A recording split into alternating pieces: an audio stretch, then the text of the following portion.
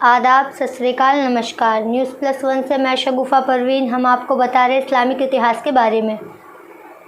حضرت اسماعیل علیہ السلام کے بارے میں کچھ اور باتیں۔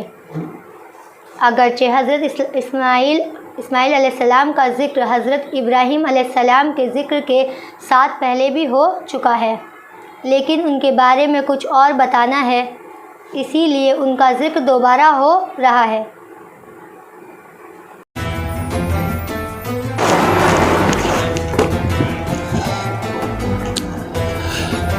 اگرچہ حضرت اسماعیل علیہ السلام کا ذکر حضرت ابراہیم علیہ السلام کے ذکر کے ساتھ پہلے بھی ہو چکا ہے، لیکن ان کے بارے میں کچھ اور بتانا ہے، اس لیے ان کا ذکر دوبارہ ہو رہا ہے۔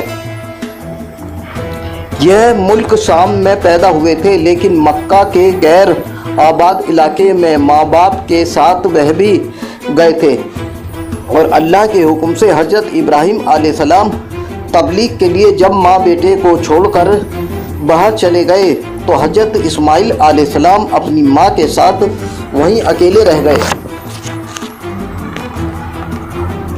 پھر وہیں پلے بڑے اور بڑے ہوئے۔ جب قبیلہ جرہم نے حضرت ہاجرہ سے زمزم کے چشمے پاس رہنے کی اجازت لی تو ان کی ماں کو 7 بکریاں بھی انعام میں دی۔ حضرت اسماعیل علیہ السلام کی برکت سے یہ بکریاں اتنی پھلی پھولی کہ کچھ ہی دن میں ان کی تعداد اتنی بڑھ گئی کہ ان کا اندازہ نہیں کیا جا سکتا۔ پھر جب اللہ کی عمارت تیار ہو گئی اور حضرت ابراہیم تشریف لے گئے تو حضرت اسماعیل علیہ السلام نے بڑی فراغت حاصل کی اور وہ دنیا کی نعمتوں سے مالا مال ہو گئے۔ سب سے بڑی بات یہ ہوئی کہ وہ نبی بھی بنائے گئے۔ حضرت ابراہیم علیہ السلام کے انتقال کے بعد وہ شام ملک بھی گئے، وہاں کچھ دن ٹھہرے، وہاں بھی وہ دعوت و تبلیغ کا کام انجام دیتے رہے۔ اس طرح لوگوں کو اللہ کی اطاعت کی طرف بلاتے اور ان کا سدھار کرتے رہے۔ جب ایک مدت گزر گئی اور بڑھاپے کی نشانیاں پوری طرح ظاہر ہو گئیں، تب انہوں نے بڑے بیٹے کو اپنا ولی عہد اترادھیکاری بنا دیا۔ کچھ دنوں بعد انتقال فرما گئے اور بہشت میں اپنے بزرگ باپ سے جا ملے۔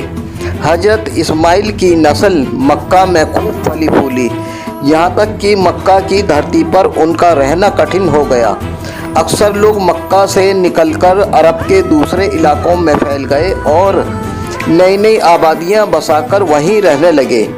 ان میں سے جو آدمی مکہ سے نکلتا حرم کا ایک پتھر اپنے ساتھ ضرور اٹھا لاتا اور اسے اپنے مکان میں رکھ کر اس کا طواف کیا کرتا۔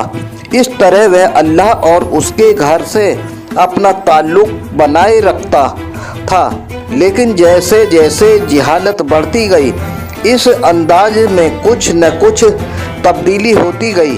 شیطان بھی اس جہالت کا فائدہ اٹھاتا رہا۔ دھیرے دھیرے بتوں کی پوجا شروع ہو گئی۔ حضرت ابراہیم علیہ السلام کی پیروی میں حج اور کعبے کا طواف بھی جاری رہا۔